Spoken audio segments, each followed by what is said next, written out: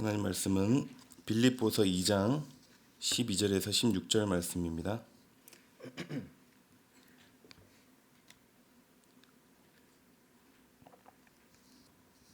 빌립보서 2장 12절에서 16절 한 절씩 교독하시겠습니다.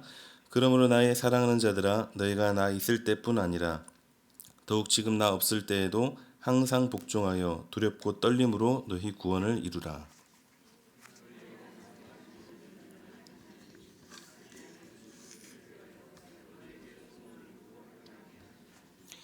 모든 일을 원망과 시비가 없이 하라.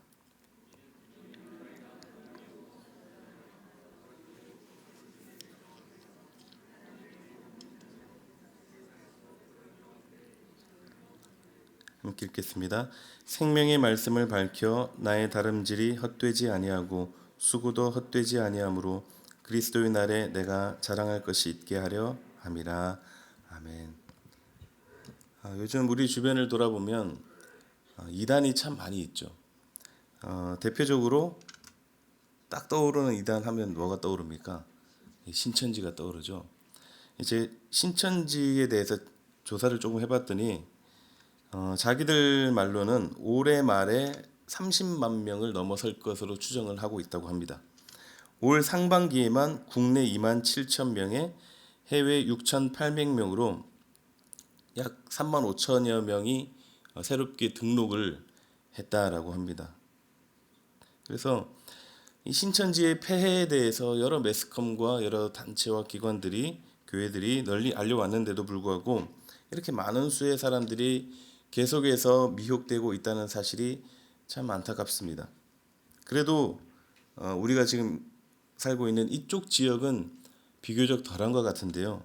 제가 전에 섬겼던 교회에서는 이 문제가 정말 피부로 와닿을 만큼 심각했습니다.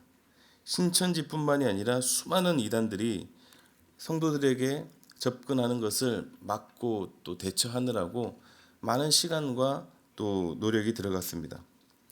어느 옷가게를 운영하시는 분이 그러시는 거예요. 하루에도 몇 번씩 이단들이 찾아와서 여간 불편한 게 아니다라고 말을 했습니다. 이런 일도 있었는데요. 이단 교회로 간 어느 집사님이 저희 교회에 나왔던 분이셨는데 우리 샘물교회 아니고요.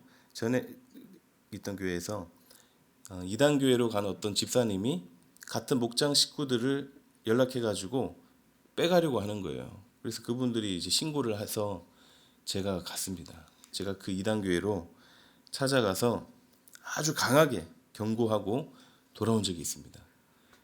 얼마나 강하게 했는지 저도 어떻게 그런 힘이 나왔는지 모를 정도로 아주 강하게 이야기를 했습니다. 그때 옆에서 아주 살기어린 눈으로 쏘아보고 있던 그 눈빛들을 아직도 잊을 수가 없는데요.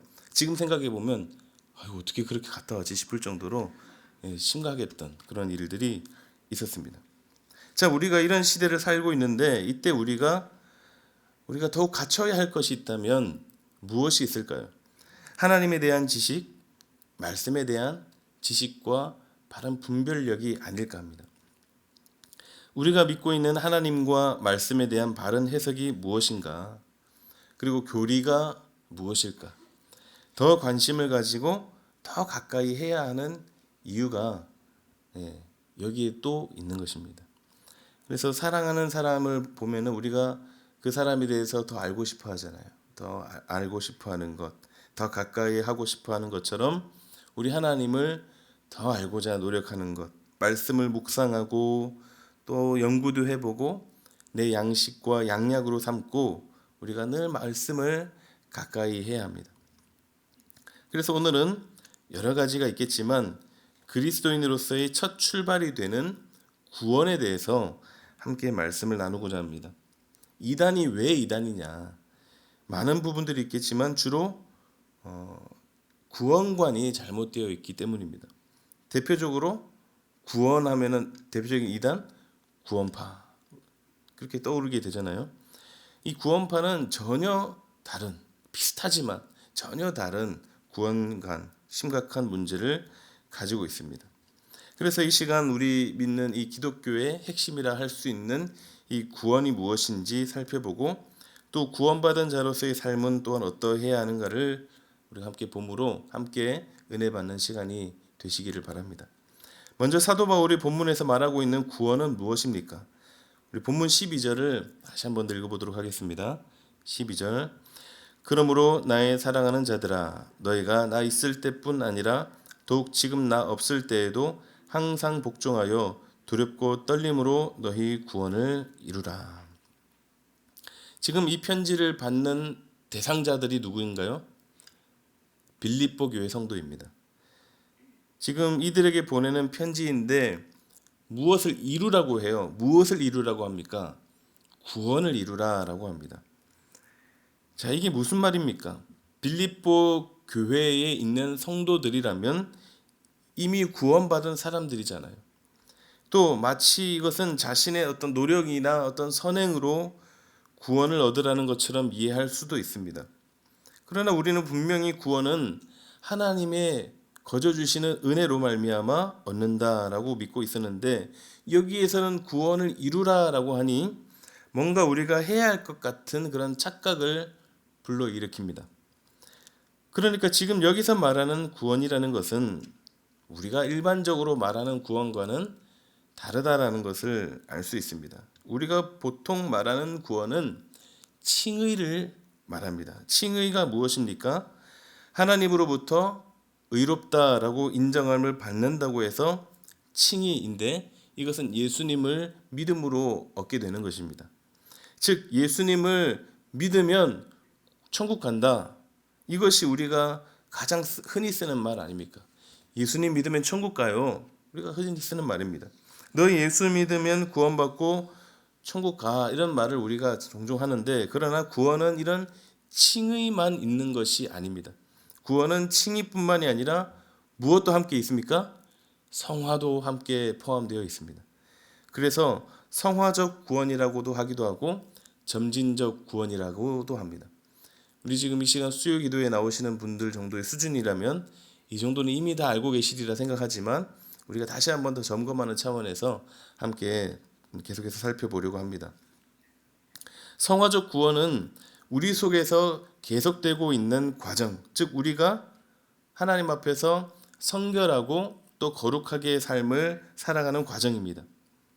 칭의라는 것이 하나님께서 단번에 죄가 없다라고 인정하는 것이라면 성화적 구원은 단번이 아니라 계속해서 점진적으로 이루어지는 것입니다. 즉 우리가 닮아야 할 가장 최고의 모델이 누구입니까? 예수님. 예수님의 형상을, 예수님의 그 행적과 그 발자취를 나도 따라가고 닮아가려고 노력하는 것, 그것이 바로 성화라는 것이죠. 이처럼 구원은 칭의와 성화 두 가지가 함께 있는 것입니다. 따로 떼놓고 봐서는 안 됩니다. 그래서 본문은 구원을 어떻게 하라고 합니까? 이루어가라 라고 말씀합니다. 그런 의미로 볼 때 사도 바울이 본문에서 말하는 구원은 칭의라기보다는 성화적 구원에 초점이 맞춰져 있습니다. 바울은 이 지금 빌립보 교회 성도들에게 구원을 얻으시오, 구원을 획득하라고 말하지 않습니다. 바울은 이미 의롭다라고 칭의를 받은 그들에게 구원을 계속해서 이루어 가라라고 권면하고 있습니다. 그래서 지금 우리도 계속해서 이 구원을 이루어 가야 하는 것입니다. 지금도 구원의 완성을 향해 나아가고 있습니다. 구원의 완성은 무엇일까요? 구원의 완성은 천국 가는 것입니다. 하나님 나라에 들어갈 때 완성이 되는 것입니다. 천국문에 이를 때까지 우리는 구원을 계속해서 이루어 가야 하는 것입니다. 자, 그렇다면 본문은 어떻게 구원을 이루어 가라라고 말씀합니까? 첫 번째로 두렵고 떨림으로 구원을 이루어 가라라고 합니다. 두렵고 떨림으로. 이 두렵고 떨림이라는 말은 내가 구원받지 못한 게 아닌가 하는 그런 두려움이 아닙니다. 우리가 반드시 확신을 해야 할 것은 예수 믿으면 천국 갑니다. 우리는 이러한 믿음으로 구원을 받습니다. 그러나 여기서 말하는 의미는 성화적 구원 그리고 점진적 구원을 계속해서 이루어 가라라는 의미입니다. 두렵고 떨림으로. 이것을 조금 더 다른 말로 표현을 해본다면 우리가 어떤 말을 선택할 수 있을까요? 하나님을 향한 경외심, 정말 하나님 앞에서의 정말 조심성, 어떤 진중함, 이것을 말합니다. 즉 우리가 성화적 구원을 이루어 가야 할 때 대단히 여기에 대해서 진지해야 한다라는 말입니다. 이러한 태도는 오늘날 더욱 강조되어야 할 요소가 아닌가 합니다. 요즘 우리 그리스도인들의 삶 속에서 이런 경건의 모양과 경건의 능력의 모습을 우리가 찾기가 사실 쉽지 않잖아요. 두렵고 떨림으로 그런 믿음 생활하는 모습을 우리 스스로도 돌아볼 때 참 찾기가 쉽지 않습니다. 먹고 살만하고 우리를 유혹하고 미혹하는 것들과 하나님을 멀리하도록 하는 그런 것들이 얼마나 많이 있는지 모릅니다. 그런 의미에서 본다면 옛날보다 현대의 제대로 믿는 그리스도인들이 어쩌면 더 대단하다고 볼 수도 있는 것입니다. 지난번에 한 선교사님이 오셔서 그러셨잖아요. 선교지에는 정말 아무것도 할 게 없어서 말씀과 기도밖에 할 게 없더라, 이렇게 이야기를 하면서 지금 여기 와서 한국에 와서 머물러 보니까 재미있는 것들이 얼마나 많고 또 할 만한 것들이 많은지 모른다면서 여기가 진짜 선교지인 것 같고 이곳에서 신앙생활하는 여러분들이야말로 선교사이고 계속해서 선교적 삶을 열심히 살아가야 한다라고 했던 말씀, 혹시 기억하시는지? 두렵고 떨림으로, 이 말에 무게감이 느껴지십니까? 약간 담임 목사님 표현을 조금 썼습니다. 무게감이 느껴지십니까? 믿음의 조상 아브라함, 이삭, 야곱이 가졌던 하나님을 향한 경외감, 사무엘, 이사야, 예레미야, 다니엘, 에스겔, 엘리야, 엘리사 등 여러 선지자들이 정말 하나님 앞에서 두렵고 떨림으로 진지하게 하나님 앞에 엎드렸던 모습들을 우리가 떠올려 보면 좋겠습니다. 그리스도인이라면, 구원받은 자라면 정말 하나님 앞에서 진지하고 진정성 있는 신앙생활이 나타나야 합니다. 모세가 떨기나무 앞에서, 불붙은 그 떨기나무 앞에서 신을 벗고 엎드려 당장 죽을 것 같은 그런 엄청난 두려움과 압박 속에서 그 하나님을 만났던 그 순간, 그런 순간들이 우리 삶 가운데 녹아내줘야 하지 않겠습니까? 그런 무게감이 있는 신앙생활을 우리가 해야 합니다. 그러나 오늘날 너무 칭의적인 그런 칭의의 복음만을 강조하다 보니 정말 우리 가운데 중요한 성화, 이것이 많이 약해져 가고 있습니다. 오직 믿음만 외치고 오직 성경은 사라져 갑니다. 정말 귀하고 값진 하나님의 은혜가 값싼 은혜, 값싼 복음으로 전락했습니다. 이것에 대해서 보네포 목사님 이렇게 말합니다. 값싼 은혜는 그리스도를 따름이 없는 은혜, 그리스도를 따름으로 인한 고난이 없는 은혜, 성육신의 실천이 없는 은혜이기도 하다. 즉 그리스도의 제자로서의 삶이 없는 신앙은 싸구려 신앙에 불과하다.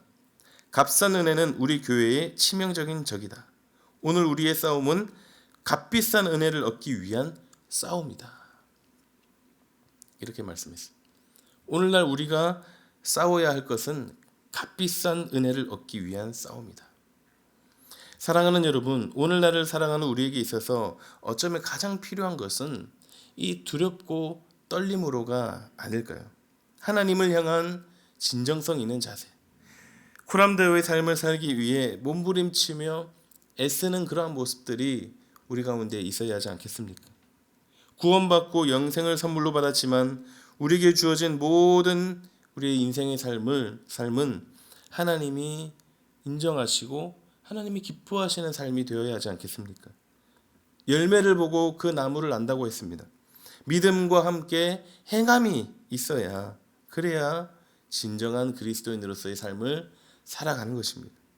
우리의 모든 삶 가운데 그런 하나님 앞에서 그런 진지하게 두렵고 떨림으로의 신앙생활을 해나가시기를 주님의 이름으로 축복합니다. 두 번째로 우리가 구원받은 자로서 살아가야 할 모습은 하나님의 흠 없는 자녀로 살아가야 합니다. 어떻게 해요? 하나님의 흠 없는 자녀로. 본문 14절 15절을 우리 한번 읽어보도록 하겠습니다. 모든 일을 원망과 시비가 없이 하라. 이는 너희가 흠이 없고 순전하여 어그러지고 거스르는 세대 가운데서 하나님의 흠 없는 자녀로 세상에서 그들 가운데 빛들로 나타내며. 이 본문을 보면 하나님의 흠 없는 자녀로 살기 위한 방편으로 먼저 뭐가 없이 하라고 합니까? 원망과 시비가 없이 하라. 모든 일을 원망과 시비가 없이 하는 것, 이것이 바로 우리가 하나님의 자녀로서 해야 할 일인 것입니다. 원망과 시비하면 떠오르는 것이 광야의 이스라엘 백성들이죠. 노예와 종의 신분에서 자유를 얻게 되었다면 그것만으로도 감사해야 할 텐데 광야길을 걸어가면서 조금 힘들다고 얼마나 많은 원망과 불평을 쏟아냈는지 모릅니다. 우리의 삶도 마찬가지입니다.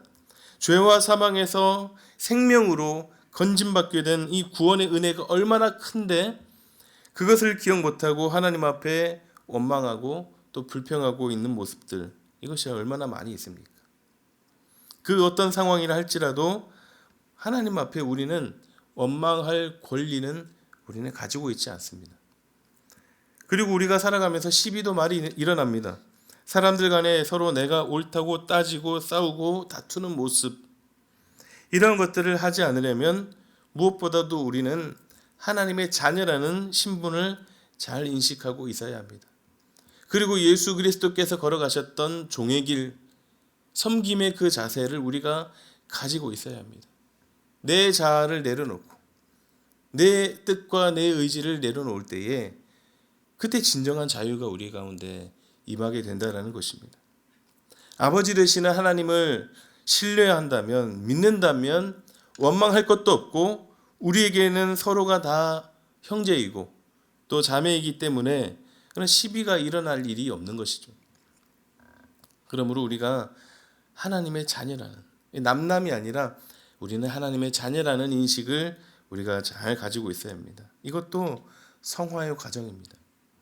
하나님께서 우리들을 어떤 곳으로 또 어떤 환경으로 이끌어 가시더라도 불평하거나 원망하지 않기를 바랍니다. 예수님을 생각해 보십시오. 그분은 무죄한 분이셨고 온전한 분이셨고 또 완전하셨습니다. 그러나 하나님이 명령하셔서 골고다 언덕길을 오르게 하시고 그 무거운 십자가를 지게 하실 때에도 예수님은 일절의 원망이나 불평하지 않으셨습니다. 하나님이 우리를 사랑하십니다. 아버지 되시는 하나님, 우리를 정말로 사랑하십니다. 우리들이 어떤 환경, 어떤 위치에 있다 할지라도 하나님 그 사랑의 손길로 우리들을 꽉 붙잡고 계시는 분이심을 믿으시기를 바랍니다. 원망과 시비에 우리 자신을 내어놓지 마시고 그 상황 속에서 하나님의 뜻이 무엇인지 우리가 온전히 그 자리로 나아가는 것이죠. 그러면서 우리 가운데 있는 모든 문제들을 계속해서 이겨나가야 하는 것입니다. 그리고 하나님의 흠없는 자녀로 살아가기 위해서는 빛들로 나타나야 합니다. 무엇으로 나타나야 한다고요? 빛들로. 본문에서 하나님의 흠없는 자녀로 세상에서 빛들로 나타나며 라고 했는데요. 여기서 영어 성경을 보면은 빛이라기보다는 stars, 별로 표현됩니다. 그러니까 우리가 하나님의 흠없는 자녀로 살아가게 된다면 어떻게 된다고요? 하늘을 비추는 수많은 별들처럼 빛을 비추게 된다라는 것입니다. 사랑하는 여러분, 여러분은 얼마나 그 빛을 비추며 살고 계십니까? 보름달이 참 밝잖아요. 보름달이 밝은 이유가 무엇입니까? 태양빛을 그만큼 더 많이 받아서 반사해서 우리 가운데 비춰주기 때문입니다. 달 스스로는 빛을 낼 수 없지만 태양의 에너지를 통해 달이 밝게 빛나는 것처럼 우리 그리스도인들도 예수 그리스도의 빛이 우리에게 닿아서 그 빛을 세상에 비추는 그것을 우리가 생각해 볼 수도 있겠습니다. 그런데 이것을 조금 더 자세히 살펴보면 여기서 빛들로에서 빛들은 원어로 포스테르인데 이 단어는 빛 자체가 아닌 해나 별과 같은 발광체를 말합니다. 즉 달이 태양의 빛을 반사하는 그런 수준이 아닌 우리 스스로 그 빛을 내는 존재라는 것이죠. 특히 여기서 빛은 단수가 아니고 복수입니다. 빛들이라고 했습니다. 그러니까 빛을 비추는 삶도 우리 혼자 미약하게 비추는 것이 아니라 모두 함께 매우 강하고 밝은 빛을 함께 내야 함을 의미하고 있는 것입니다. 형설지공이라는 말이 있죠.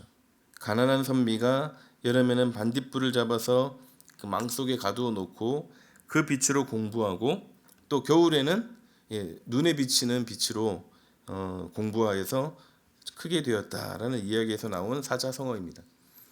이 반딧불이를 보셨죠? 반딧불이가 한 마리가 내는 빛은 굉장히 작죠. 저도 어렸을 때 이제 시골에서 반딧불이를 이제 종종 봤는데요. 지금은 뭐 거의 보이지가 않습니다. 거의 아예 못 보고 있는데, 이 반딧불이 한 마리를 잡아가지고 이 보면은 진짜 빛을 내요. 저는 어렸을 때 그게 얼마나 신기한지 모르겠어요. 어떻게 빛을 낼 수 있지? 그런데 굉장히 빛이 작습니다. 아주 적은 빛을 내는데, 요걸 잡아가지고 책 위에다가 이제 깜깜한 데에서 책 위에다 놓고 한번 글을 읽어봤어요. 몇 글자씩 읽을 수는 있겠더라고요. 그런데 이 한 마리로서는 너무 부족하죠. 그런데 이제 요거를 이제 100마리, 200마리 이렇게 많이 잡아가지고 망 속에 가둬 놓고 이렇게 빛을 비춘다면 그렇게 밤에 책을 그리 어렵지 않게 볼 수 있을 정도라고 합니다. 좀 신기하잖아요. 혹시 그렇게 공부해 보신 분 계신가요? 아마 없을 거라 생각하는데 그렇습니다. 반딧불이 한 마리는 매우 작고 미약하지만 여러 마리가 모였을 때 밝은 빛을 낼 수 있는 것처럼, 우리 성도 개개인의 빛은 미미할지 몰라도 함께 모이고 또 함께 빛을 비춘다면 세상에 강하고 또 밝은 그리스도의 빛을 비출 수 있다라는 것입니다. 그렇다면 빛을 비춘다는 것은 무엇일까요? 빛의 속성은 드러냄입니다. 빛의 속성은 드러내는 것입니다. 어딘가에 숨거나 무엇을 가리는 것이 아닙니다. 오히려 빛은 그 모든 어두움들을 물러가게 하고 보이지 않는 것을 보이게 하는 힘을 가지고 있습니다. 우리의 삶이 그러해야 합니다. 가만히 있는다고 되는 것이 아닙니다. 에베소서 5장 8절 말씀을 함께 읽겠습니다. 시작. 너희가 이전에는 어둠이더니 이제는 주 안에서 빛이라. 빛의 자녀들처럼 행하라. 다시 한번 더 읽겠습니다. 너희가 전에는 어둠이더니 이제는 주 안에서 빛이라. 빛의 자녀들처럼 행하라. 우리를 빛이라고 정의를 하고 있는데요. 그리고 무엇을 하라고 합니까? 빛의 자녀들처럼 행하라. 우리 각자의 위치와 상황 속에서 그렇게 빛을 비추는 삶을 살아가시기를 바랍니다. 가정에서, 직장에서, 사업장에서 여러 모양으로 세상의 모든 어두움을 몰아내는 그런 빛의 삶을 사시기를 바랍니다. 빛으로 살아가는 삶, 삶을 그 빛으로 비추고자 애쓰는 삶, 이것이 바로 성화의 과정입니다. 과연 내가 정말 진지하게, 진실하게 진정성을 가지고 하나님 앞에 서 있는가요? 우리는 하나님의 흠없는 자녀로 이 세상 가운데 살도록 부르심을 받았습니다. 이 땅에 존재하는 목적, 하나님을 영화롭게 하고 하나님의 뜻대로 사는 것, 즉 성화의 삶을 계속해서 치열하게 살아가야 합니다. 그리고 이루어야 하는데 무엇을 이루어야 합니까? 구원을 계속해서 이루어 가야 합니다. 믿는다고 해서 모든 것이 끝이 아니라 두렵고 떨림으로 정말 진지하게 진실되게 하나님 앞에서 우리의 구원을 날마다 이루어 가야 하는 것입니다. 어떻게 해요? 하나님 앞에 원망과 시비가 없이, 그리고 빛의 자녀로서의 빛을 비추는 삶을 계속해서 살아갈 때입니다. 하나님 나라의 그 문 앞에 설 때까지, 주님이 우리를 부르시는 그날까지 이것은 미완성입니다. 이것은 계속해서 미완성일 수밖에 없습니다. 구원의 완성은 천국 문에 이를 때까지이기 때문입니다. 그래서 그날까지 우리의 정말 온 마음을 다해 두렵고 떨림으로 구원을 이루어 가시는 저 여러분들의 삶이 되시기를 주님의 이름으로 축원합니다. 함께 기도하겠는데요. 찬양하고 기도하겠습니다. 신실하게 진실하게.